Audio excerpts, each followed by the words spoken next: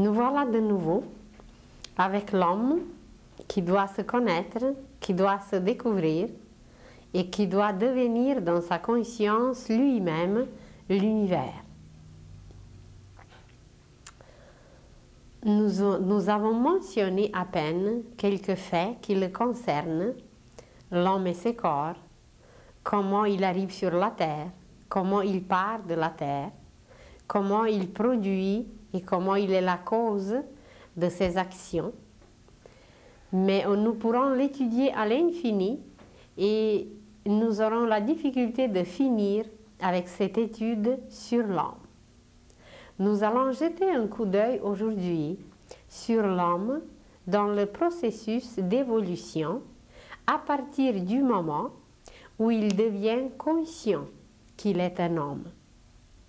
Quand est-ce que ça se produit? Nous avons déjà dit que la conscience passe par les différents états. Et dans ces états, il y a un état de coma, il y a un état d'un sommeil profond, il y a un état d'un sommeil léger et finalement, il y a un état conscient qui est comparable à l'état de veille où nous nous trouvons.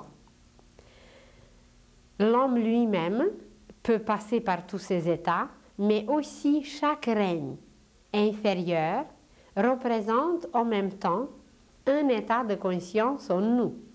L'état de coma, c'est les minéraux. Mais cet état de coma, nous y sommes, par exemple, quand il y a un sommeil léthargique, par exemple, quand on perd la conscience. Nous sommes dans un état de coma où vraiment il y a juste la circulation de la vie, mais aucune conscience n'agit. Il reste l'état de conscience de coma des cellules. Ensuite, il y a d'autres états, celui de sommeil profond dans lequel se trouvent les plantes, mais nous aussi, nous pouvons être dans un état de sommeil profond. Ensuite, le sommeil léger avec des rêves, où nous sommes liés déjà par l'image avec l'océan cosmique, d'où nous captons les images. Nos rêves viennent de là, et tout ce que nous voyons dans notre rêve, la conscience, ça veut dire le corps mental et astral qui ont quitté le corps, ils se promènent dans l'espace, dans l'océan cosmique, et le cerveau qui sert d'un écran, c'est sur le cerveau que les images captées se projettent ensuite. Et si quelqu'un ne se rappelle pas de rêve, ça ne veut pas dire qu'il ne fait pas de rêve. Ça veut dire tout simplement qu'il ne se projette pas par son écran et il ne les voit pas, il ne se rappelle pas de ce qui était projeté sur son écran, qui est le cerveau. Tout le monde qui s'endort, il plonge dans l'océan cosmique et tout le monde voit des images. Mais selon le projet de l'âme, certains ont besoin de se souvenir. Chez certains, l'écran, qui est le cerveau, fonctionne bien et chez les autres, il n'est pas utilisé. C'est comme si vous avez un cinéma, l'écran est sur place, mais l'écran n'est pas utilisé parce que rien n'est projeté sur cet écran. Alors, de la même façon, quand l'âme ne projette pas les images qu'elle voit ou elle nous amène à travers notre conscience, quand elle ne les projette pas à travers le cerveau, alors évidemment que nous ne nous souviendrons pas de nos rêves. Mais ceux qui se souviennent, ça veut dire que l'âme a projeté sur le cerveau les images et voilà, on se souvient. Chez certains, vous allez dire, mais d'où provient par exemple le fait qu'on voit toutes sortes de créatures ou d'objets ou de choses qui ne sont pas réelles. Ça nous paraît que, je ne sais pas, un poisson avec une tête de lion, etc., quelque chose d'invraisemblable. Eh bien, ça provient d'un décalage dans les formes ou dans le décalage de la projection, c'est que cela a été projeté, mais imaginez que le mental n'accepte pas certaines choses. Et par cette inacceptation, non-acceptation, il y a un décalage qui se produit sur l'écran et que voilà, nous, on se souvient de quelque chose qui était ou monstrueux ou déformé, mais ça se produit à cause que le mental n'accepte pas les images projetées et ça fait comme, ou quelquefois, il y a plusieurs images qui se recouvrent et ça fait un décalage. Ça forme des créatures qui sont invraisemblables, mais en réalité, c'est très réel. Et en plus, d'ailleurs, nous ne connaissons pas le monde astral. Et dans le monde astral, il y a toutes sortes de créations, toutes sortes de créatures que nous pouvons rencontrer et que nous ne les connaissons pas. Et ça peut nous paraître aussi quelquefois bizarre. Et alors, pour la première fois, l'homme est devenu conscient de lui-même. Ça veut dire que sa conscience s'est éveillée. Et nous avons déjà dit qu'est-ce que c'est que la conscience? C'est une science intérieure. Si vous décomposez ce nom, si vous écrivez C-O-N, qui est le préfixe latin, qui veut dire avec, et science, alors tout ce qui va avec cette science intérieure accumulée, acquise, et cette science intérieure forme une conscience. Autrement, pour dire qu'on est conscient ou pas conscient, être conscient, ça veut dire se rendre compte. Quand nous nous rendons compte que nous sommes un être humain, eh bien, c'est que nous sommes conscients. Et si nous ne nous rendons pas compte, eh bien, nous sommes inconscients. Et pour la première fois, l'humanité est devenue consciente d'elle-même. Nous sommes devenus conscients que nous sommes des êtres humains. C'était à l'époque atlantéenne. L'humanité a vécu sur un continent très vaste qui était étendu dans le Pacifique d'aujourd'hui, où les conditions étaient très favorables, l'atmosphère était très chaude, on vivait au sein de la nature, l'homme à peine apprenait à marcher, l'homme à peine apprenait à maîtriser ses mouvements, car auparavant, tout notre corps, surtout notre système osseux, il n'était pas encore complètement solidifié.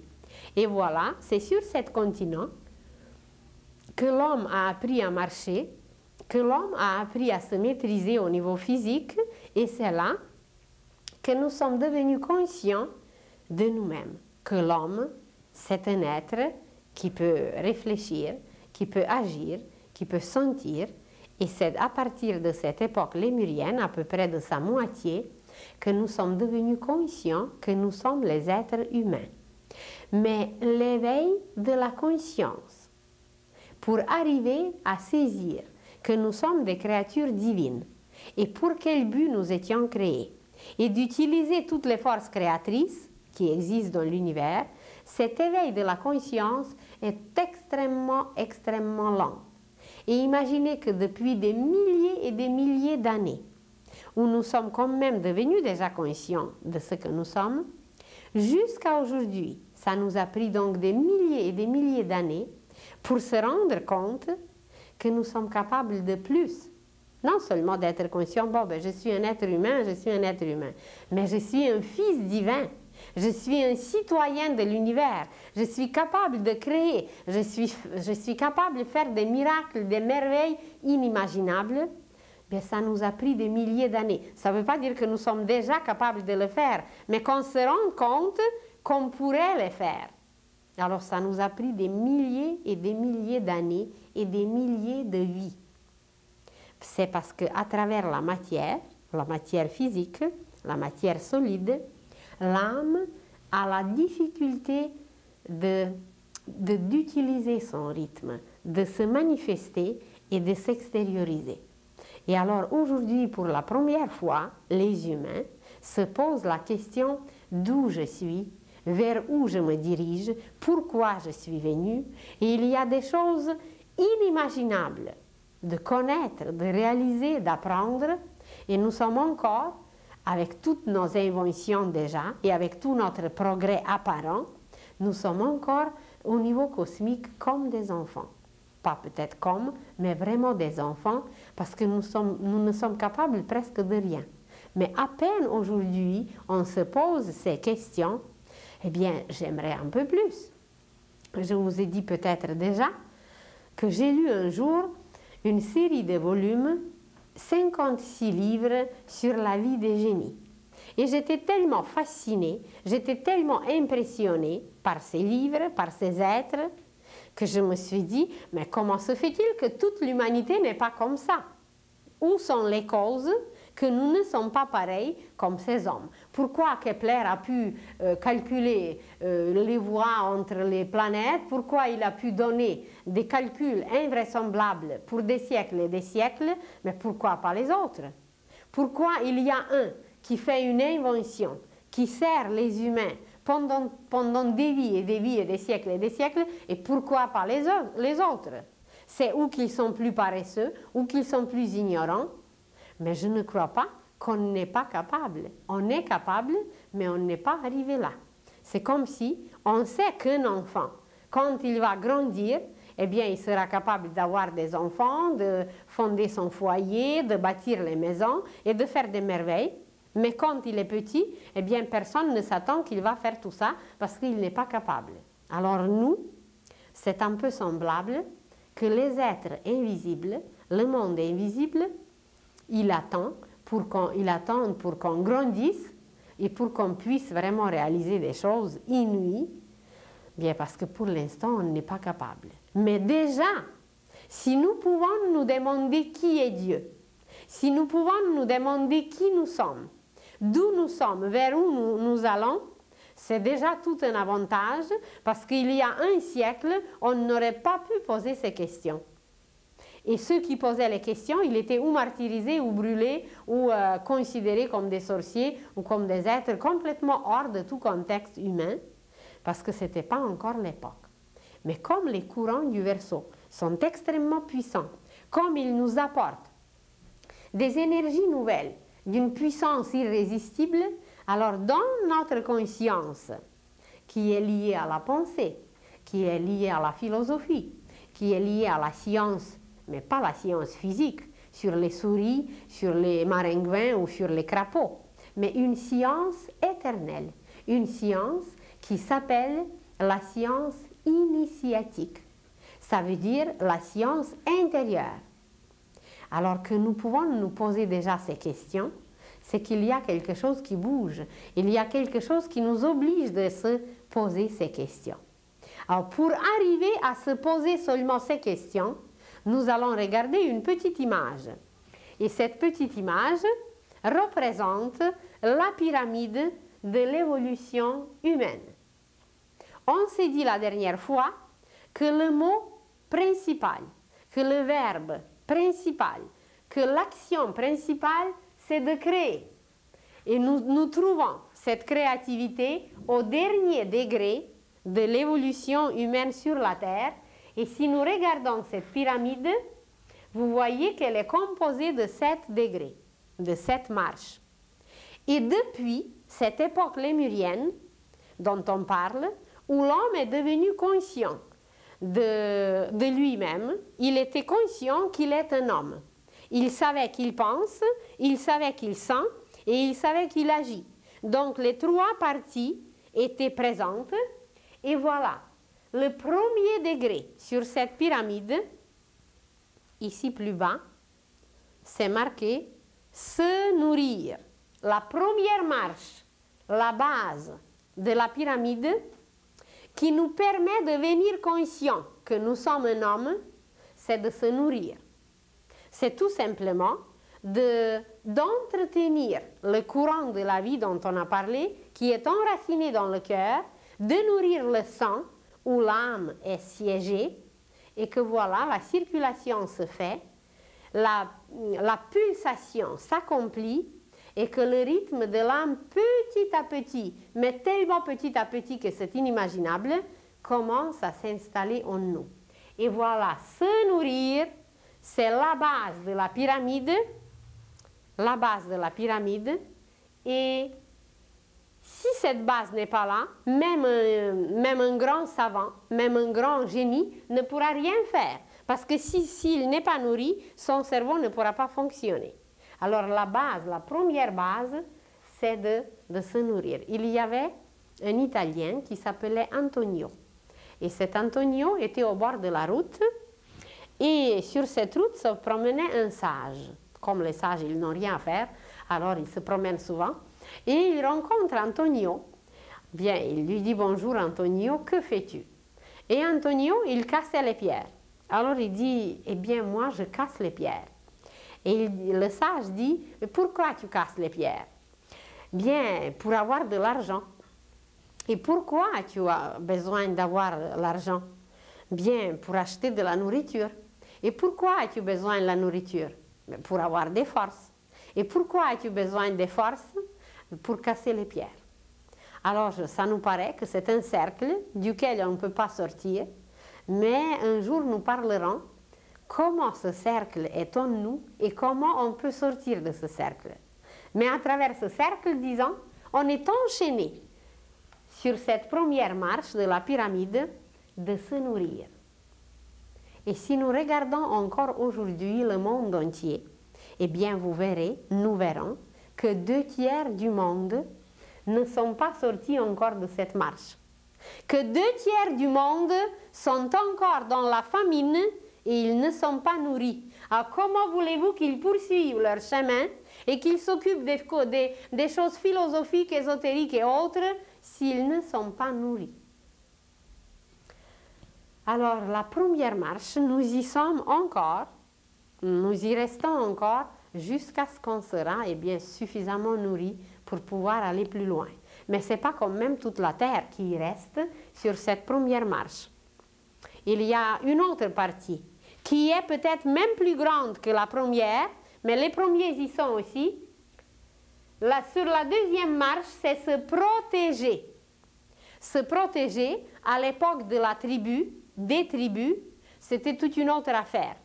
Mais aujourd'hui, l'homme moderne, l'homme intelligent, disons, l'homme évolué, est arrivé au sommet de cette deuxième marche où il provoque des forces destructrices d'une telle puissance qu'en apparence, pour se protéger, il est capable de détruire toute la pyramide, donc tout le système évolutif sur la Terre, seulement sous prétexte de se protéger. En réalité, on devait dépasser, depuis l'époque des tribus, cette marche, on devait s'en sortir.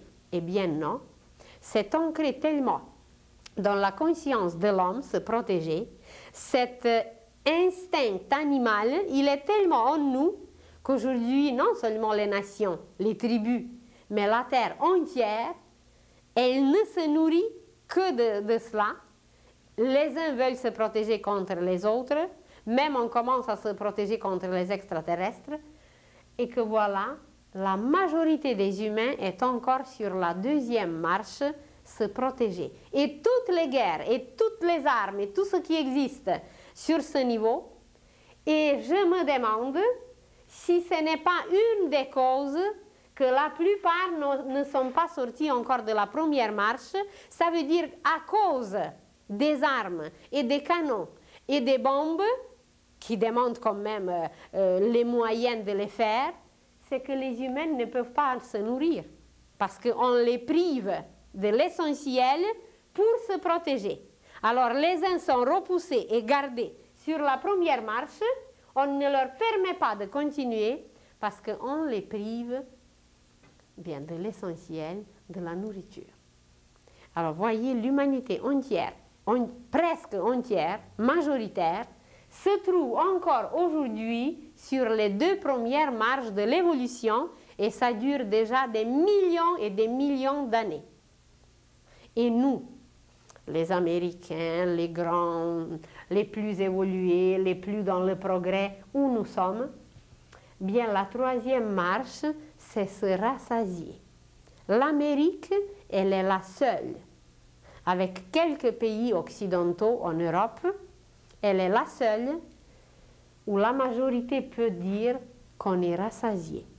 Et non seulement on est rassasié, il y a une toute petite minorité, c'est très peu, mais c'est quand même là, ici, qui sont montés encore plus haut, c'est de vivre dans le luxe matériel. Vivre dans le luxe matériel, c'est la 4e marche,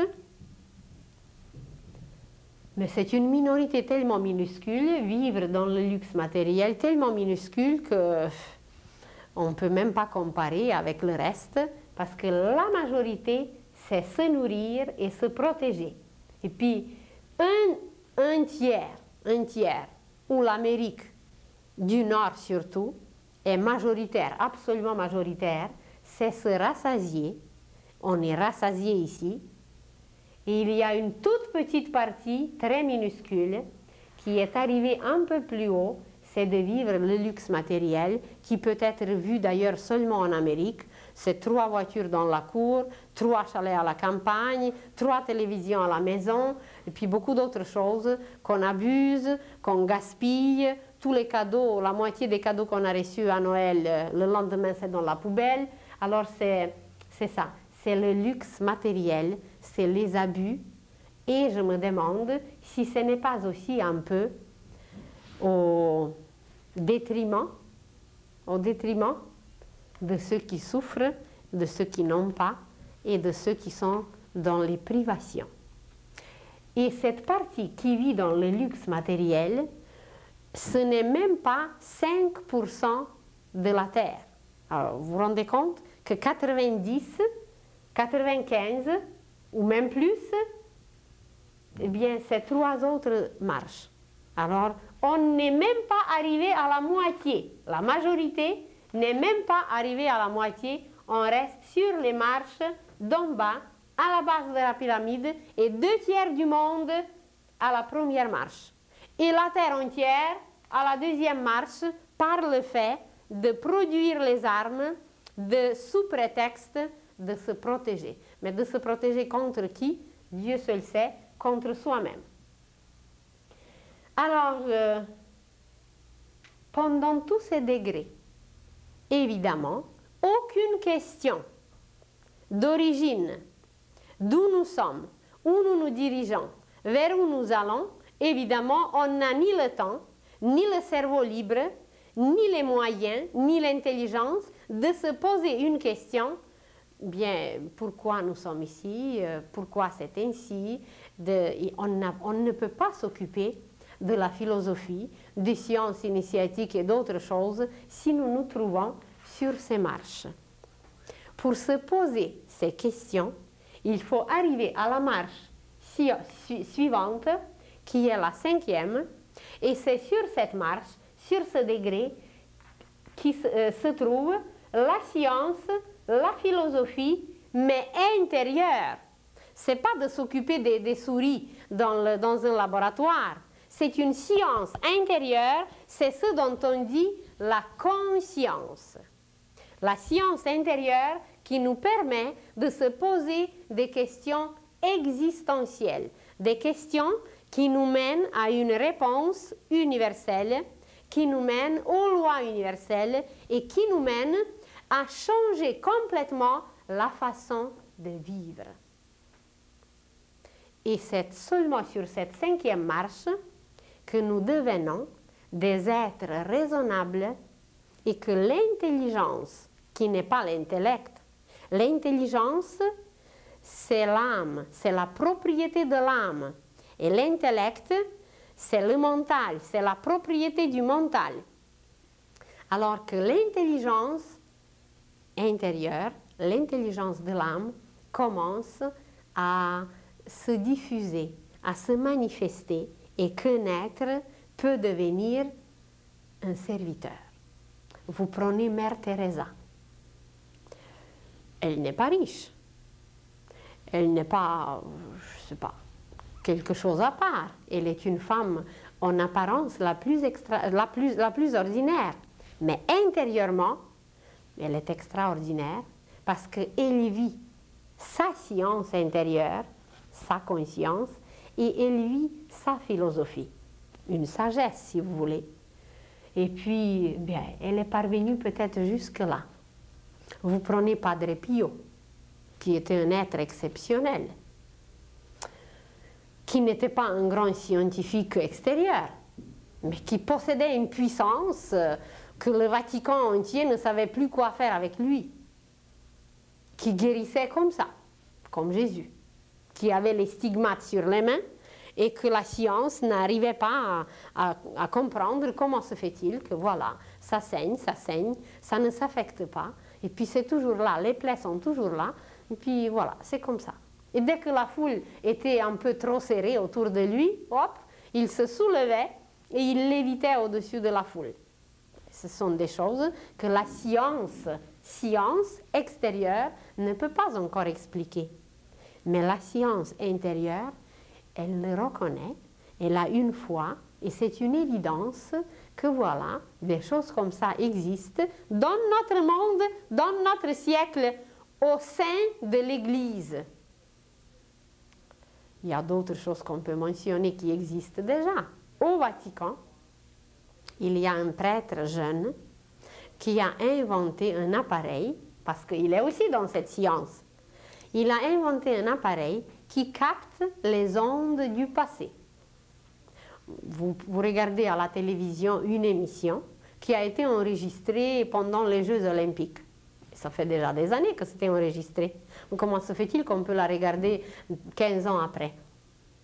Ah, ben vous allez dire parce qu'il y a une cassette, il y a quelque chose là que c'est gardé dans les archives. Ben pourquoi dans la nature ça ne serait pas la même chose? Pourquoi la pièce du théâtre ou les Jeux Olympiques à Olympe même, d'où ça provient? Pourquoi vous croyez que là il n'y a pas de cassette enregistrée quelque part et classée avec des classeurs inimaginables que personne jamais ne pourra se tromper? Ben, il y a des classeurs et des archives ailleurs aussi. Alors ce jeune prêtre qui est rendu peut-être à ce degré, il a inventé cet appareil et que voilà, l'appareil peut capter la vie de Jésus, qui était d'ailleurs filmé et que c'est gardé très précieusement dans une cave vitrée, blindée, je ne sais pas quoi, avec la vitre anti-balles, parce que les humains sont encore se protéger et puis ils vont s'accaparer de tout ça pour le détruire. Alors, imaginez que déjà un appareil pareil existe et que voilà, on peut l'utiliser. Mais on n'est pas prêt. On est comme des enfants qui se bagarrent et qui sont capables de tout détruire. Bien parce qu'on veut se protéger, parce qu'on n'est pas rassasié. On est encore là, sur l'inférieur, et qu'il y a déjà quelques êtres qui sont parvenus à cette philosophie et à cette science intérieure et qui reconnaissent qu'on est des enfants de l'univers, qu'on est capable d'utiliser les richesses qui sont déposées en nous, qui sont déposées ailleurs, et seulement avec cet appareil, mais on peut, toutes nos valeurs et toutes nos philosophies extérieures, on peut tout réduire en poussière en montrant, parce que ce n'est plus un secret, ça a passé même dans les journaux, qu'ils ont regardé les pièces de théâtre jouées à l'époque de Socrate, qu'ils ont filmé, qu'ils ont vu la vie de Jésus. Bien, on filme. Le film captait des vraies archives universelles. Eh bien, imaginez que c'est déjà sur la terre. Il y a des trésors qui sont cachés sous le sable, chez nous, dans la terre, sur la terre. Mais comment voulez-vous les dévoiler déjà, puisque les humains se bagarrent encore, puisqu'on prépare les guerres, on n'a même pas besoin de ces appareils. Il y a en Sibérie, au sud de Sibérie, les appareils pour photographier l'aura, les appareils antigravitationnels. Il y a 4 endroits sur la Terre où les appareils les plus sensationnels sont cachés, mais on ne peut pas les donner encore au service des humains, parce que les humains vont les utiliser pour détruire.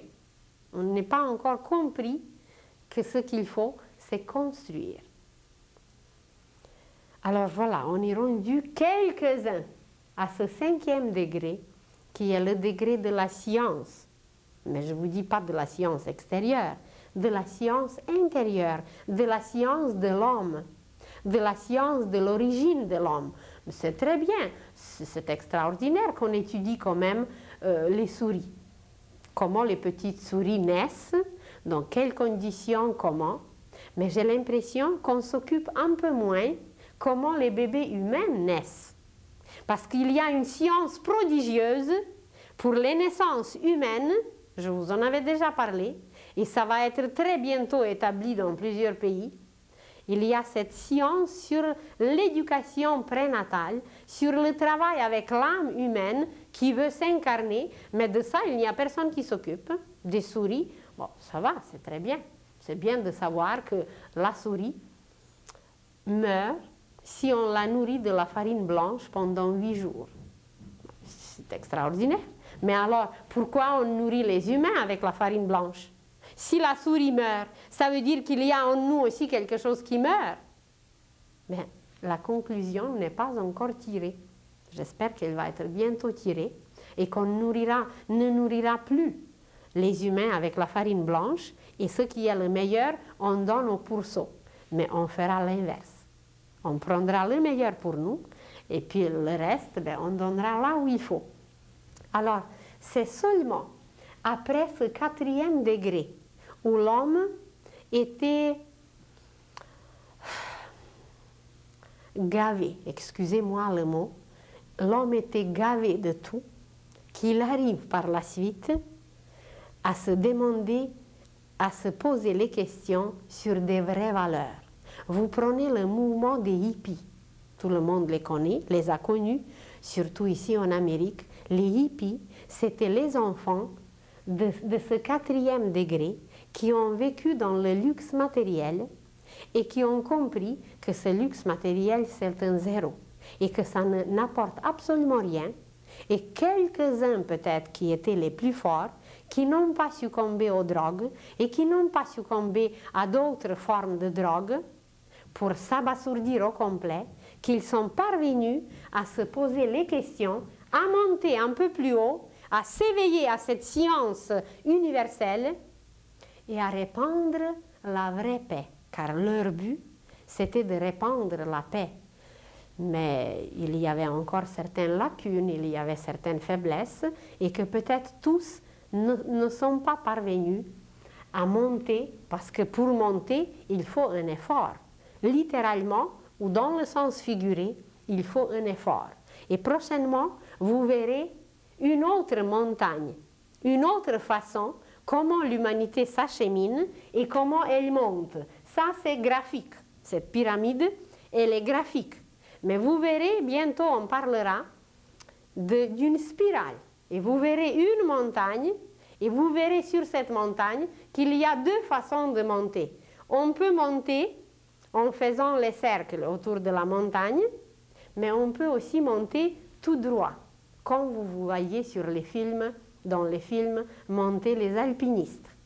Mais ce n'est pas tout le monde qui est capable de monter comme des alpinistes. Il faut avoir un amour, il faut avoir un feu qui nous fait monter malgré qu'il y a le danger chaque fois quand on place le pied.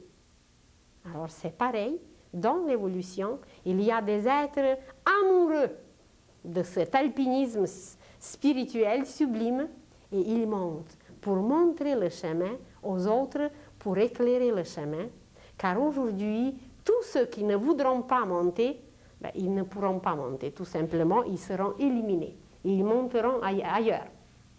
Alors, le 5e degré, qui arrive après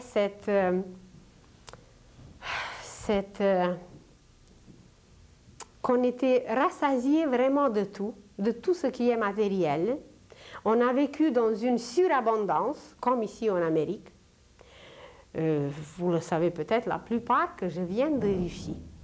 Et que la Russie, c'est un pays, au niveau physique, assez pauvre. Il y a de belles choses, évidemment. Il y a une architecture extraordinaire, il y a une tradition religieuse, culturelle, qui sont extraordinaires. Mais comme il y avait 2 guerres, comme il y avait la révolution, alors le peuple vivait quand même dans une misère. Si vous voulez acheter une chemise blanche en Russie, ben, il faut attendre des mois et des mois. Si vous voulez acheter des tomates en plein été, mais c'est introuvable, c'est impossible. Les tomates arrivent peut-être 2 fois par mois et il faut se lever à 4 heures du matin parce qu'à 8 heures du matin, il n'y aura plus. Et il faut attendre après 2 semaines encore. Alors, comme j'ai vécu là, j'ai un peu la possibilité de comparer. Et je vous assure qu'il y a 12 ans, je suis arrivée à New York, à Philadelphie. Et j'ai visité les plus grandes villes de l'Amérique et j'étais stupéfaite, j'étais suffoquée de tout ce que j'ai vu en Amérique. Je me suis dit, je ne connaissais pas encore la spiritualité, je ne connaissais pas encore toutes ces sciences, la réincarnation, rien de ça. Mais je me suis dit, qu'est-ce qu'ils vont attirer sur eux? Parce que j'ai vu le pain dans la rue. J'ai vu, bon, c'est arrivé déjà avant, j'ai vu les pieds sur la table. En Russie, la table est sacrée. On peut placer seulement le pain, les mains, puis les ustensiles, les assiettes. Même à nous, aux enfants, les parents étaient extrêmement stricts avec la table. Et aujourd'hui, à travers la science initiatique, on apprend que la table, c'est l'autel. À la maison, dans une maison, c'est l'autel. Et quand j'ai vu, je vous assure, vous pouvez passer 2 rues en Amérique et vous ramassez, si vous avez un appartement vide, vous allez tout ramasser pour votre appartement, le meubler, et puis vous allez avoir mangé pour 2 semaines. Des sandwichs dans la rue, des fruits dans la rue, mais comme ça, une pomme. Il y avait quelqu'un à croquer une fois, et puis une pomme jetée.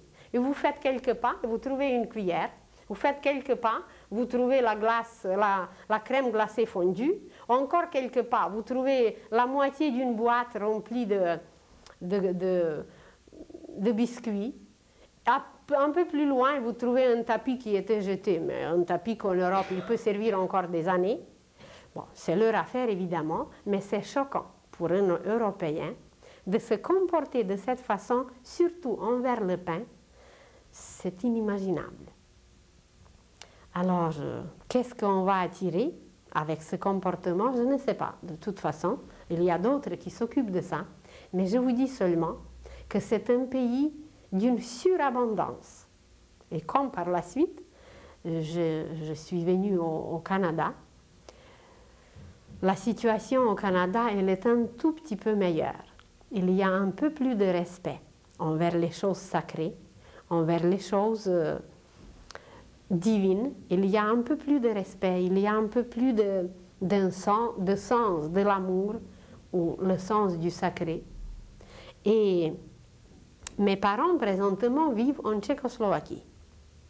Et comme ça, je leur écris un peu que c'est un pays béni. Je dis que c'est un pays inimaginable, que vous avez, pendant 20 ans, moi, je n'ai jamais vu des bananes. J'ai vu une fois, pendant 20 ans, des oranges. Et j'écris à mon père tout ça. Je dis, c'était le 3 janvier, ça fait quelques années, et puis il y avait des fraises. Comme ça, 3 janvier, vous pouvez acheter des fraises. Au mois de décembre, vous pouvez acheter des choses, des melons, de toute façon, c'est à l'année longue. Que c'est absolument inconnu dans les pays européens et ailleurs. Et puis j'écris à mon père que le Canada, c'est un pays béni. Et puis mon père me répond, il dit, c'est un pays 100 fois béni. Il dit, c'est une abondance qu'il faut se mettre à genoux et à remercier tous les jours. Combien le font, je ne sais pas. Alors, voilà, parce que c'est le pays qui est arrivé à ce degré, 4e degré, et c'est de ce degré qu'il va monter au 5e, et ce n'est pas pour rien qu'au Québec, il y a un éveil spirituel, peut-être un des plus grands au monde. Et il y a des êtres d'une spiritualité tellement élevée qu'on n'a aucune idée, qui se sont prononcés sur Québec et qui ont dit que le Canada va devenir le pays le plus spirituel au monde. C'est qu'il y a probablement des conditions très favorables, qu'il y a des êtres qui veillent sur ce pays. Nous parlerons bientôt de la structure de l'univers et vous verrez qu'il y a une correspondance entre le Canada et la structure de l'univers. Ce sont des choses inouïes. Personne ne songe Personne ne connaît, mais c'est là, c'est évident. Je peux voir un tout petit peu ce pays autrement parce que j'ai vécu à l'extérieur. Je connais à peu près une vingtaine de pays par où j'ai passé et je vous assure qu'il faut remercier 1000 fois par jour parce que c'est le seul pays au monde grand, jeune, riche et aimé par tout le monde.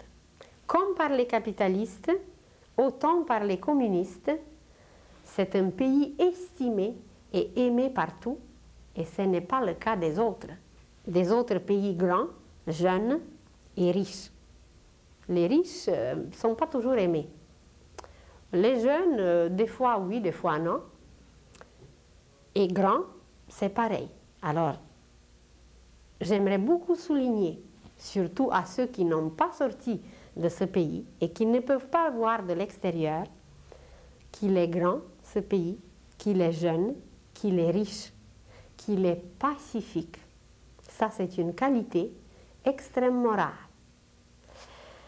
Et qu'il est aimé partout. Alors moi, je me trouve très chanceuse et extrêmement privilégiée de vivre dans ce pays et de vous en parler. Et je remercie tous les jours pour ça, pour ce privilège, car c'est quelque chose qui n'est pas visible, peut-être comme ça pour tout le monde qui est là, mais c'est une chose extrêmement évidente. Mais ce n'est pas tout. C'est qu'il y a des influences cosmiques qui agissent sur chaque pays. Et le Québec, présentement, est influencé par des courants extrêmement bénéfiques qui s'entrecroisent et qui se croisent ici, au-dessus de ce pays. Et ces courants viennent de tout le cercle zodiacal, de plusieurs constellations. Et cette situation s'est déjà reproduite sur la Terre. C'est arrivé à l'ancienne Grèce, au-dessus de la ville de Delphes. Et notre maxime, notre petite phrase qu'on répète tous les jours, « Connais-toi toi-même », provient de la ville de Delphes. Il y avait un temple superbe et sur ce temple, dans la ville de Delphes, était inscrit « Connais-toi toi-même » et Socrate a pris pour devise cette phrase. Et au-dessus de la Grèce antique, qui a donné sa philosophie, qui a donné sa science, mais à une autre époque, évidemment. Pendant chaque époque, on passe les spirales. Et que voilà, nous répétons un tout petit peu la même chose aujourd'hui. Et ces conditions universelles, cosmiques, étaient semblables à la situation d'aujourd'hui qui n'est pas encore connue. Ce n'est pas tout le monde qui sait qu'il y a les influences extrêmement bénéfiques qui se préparent ici, au-dessus de ce pays, et que c'est semblable à ces conditions en ancienne Grèce qui a donné la pensée pour la terre entière. Apparemment, depuis Socrate, aucune nouvelle pensée n'est apparue sur terre. Et qui sait si une nouvelle pensée ne sortira d'ici un jour, puisque ce pays est prédestiné de devenir le plus spirituel au monde. Quand nous parlerons de la nutrition, nous allons mentionner les lacs, parce qu'on va parler du lait, et nous allons mentionner des lacs. Et si vous regardez la carte du Canada, il y a énormément de lacs. Et on ne connaît pas les secrets des lacs. On ne sait pas qu'est-ce que c'est qu'un lac. S'il y a un lac au Tibet, c'est un endroit sacré, parce que les prophètes, les clairvoyants, les oracles, les lamas, ils viennent auprès d'un lac pendant la pleine lune et en regardant le lac, ils lisent l'avenir. Parce qu'un lac, c'est le troisième œil de la terre. On n'a pas encore parlé du troisième œil, on n'a pas que deux yeux. On a un troisième et un autre, on a plusieurs yeux. Alors, un lac, c'est le troisième œil de la Terre parce qu'il laisse passer la lumière. Et quand nous parlerons du centre de la Terre, qui s'appelle Agartha, on ne sait pas, peut-être cette lumière traverse les couches terrestres et à travers le lac, elle passe pour nous rejoindre et comme tout parle, comme tout est riche, et voilà, à travers cette lumière qui passe, on peut lire l'avenir. Qu'on sait lire en Orient, mais qu'on ne sait pas lire en Occident. En Orient, pour trouver un lac, il faut monter et monter et monter et monter. Mais si vous faites quelques pas, et le lac est là, mais on ne sait pas quoi faire avec. On ne sait pas lire, on ne sait rien. Alors imaginez combien de lacs il y a dans ce pays béni, 100 fois béni, parce que l'eau c'est la bénédiction aussi. On est dans une surabondance naturelle et autres, nourriture, nature, tout ce que vous voulez, mais on ne sait pas apprécier. On ne sait pas quelle richesse on foule et puis on n'a aucune idée. Alors on apprendra à nos enfants, dans les écoles très récemment, très prochainement, on apprendra de lire la nature, de lire tout ce qui est inscrit partout, dans une fleur, dans un papier, parce qu'il provient d'un arbre. Ça veut dire qu'il peut chanter, il peut nous raconter l'histoire de l'arbre. On apprendra aux enfants de contacter la nature. On apprendra aux enfants de devenir des scientifiques et des philosophes intérieurs. Parce que nos enfants, c'est sûr et certain, qu'ils iront à ce 5e degré et qu'ils deviendront par la suite, le 6e, les génies. C'est une voie, c'est un chemin inévitable pour toute la race humaine, pour tout être humain.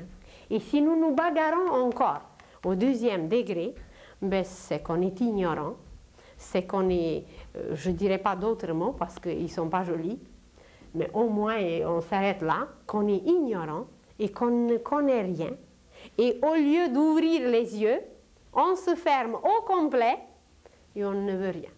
Parce qu'on se croit déjà au sommet du monde. Alors le sommet, ça va être le 7e degré, après que tout être humain a réalisé le génie intérieur. Nous parlerons un jour de cette puissance de génie. Elle est en nous, en chacun, comme il y a dans chaque petite graine que vous prenez dans votre grenier, il y a une puissance de croître.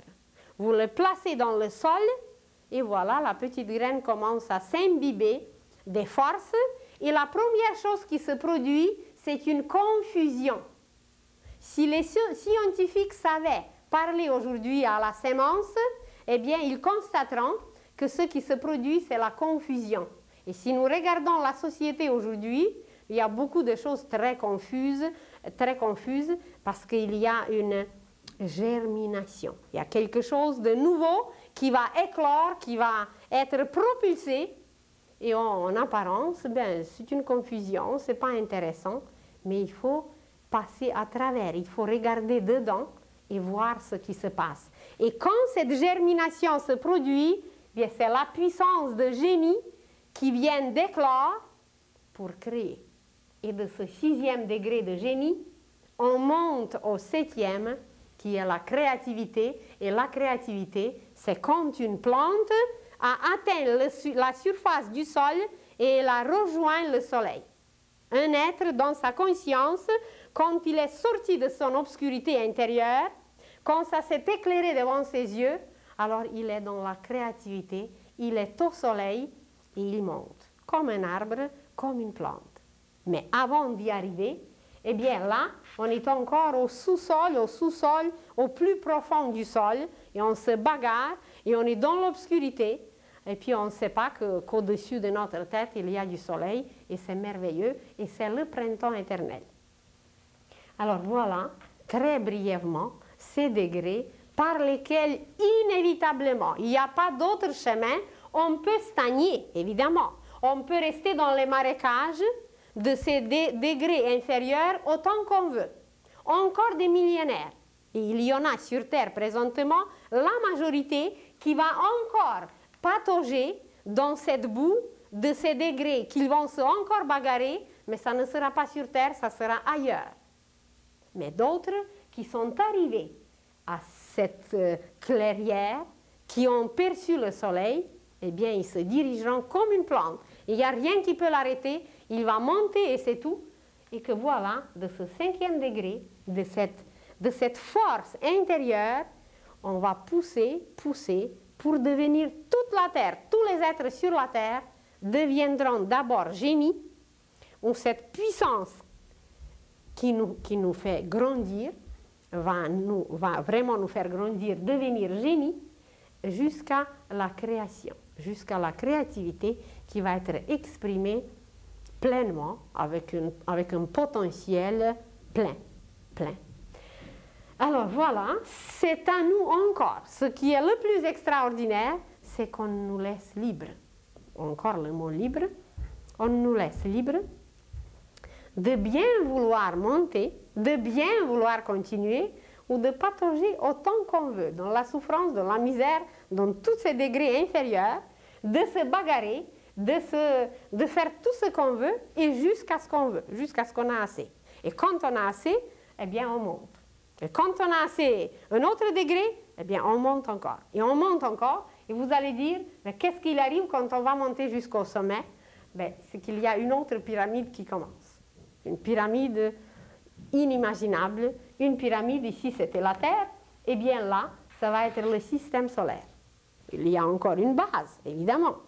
Il y aura encore à se nourrir, mais ce n'est plus des racines.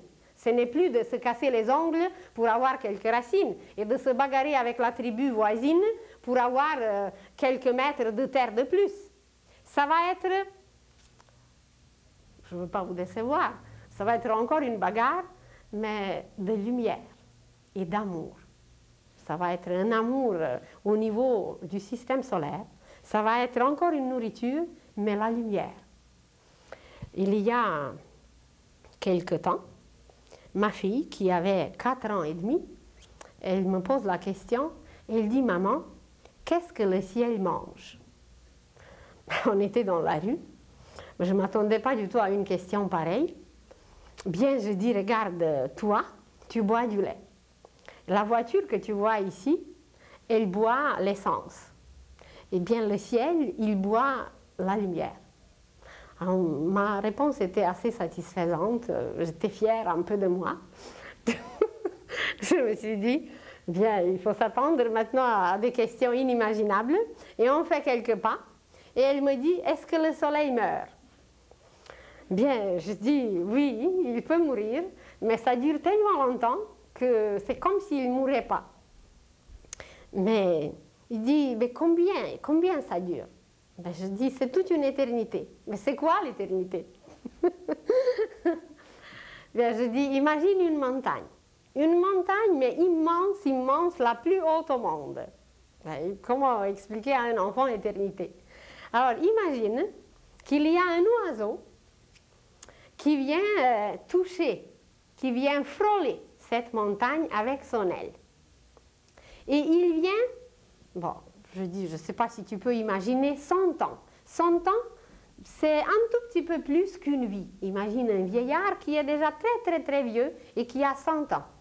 Et alors, à tous les 100 ans, cet oiseau vient frôler la montagne avec son aile. Et il vient frôler après chaque 100 ans, chaque 100 ans, chaque 100 ans. Et quand la montagne sera usée par ce frôlement, ben, ça va donner une éternité. Et puis elle dit, mais la montagne ne sera jamais usée. Ben, je dis, c'est ça l'éternité. Alors, voilà, c'est de nous décider aujourd'hui volontairement monter. C'est là que nous aurons les mérites. Parce que si on va nous pousser de monter, eh bien, on sera obligé, évidemment. Mais les résultats, je me demande quel mérite on aura. C'est encore aujourd'hui à nous de se décider de monter. Alors je vous invite de monter. On va monter ensemble. Je vous souhaite une bonne semaine. Et puis la prochaine fois, on va continuer à monter. Merci beaucoup et bonsoir.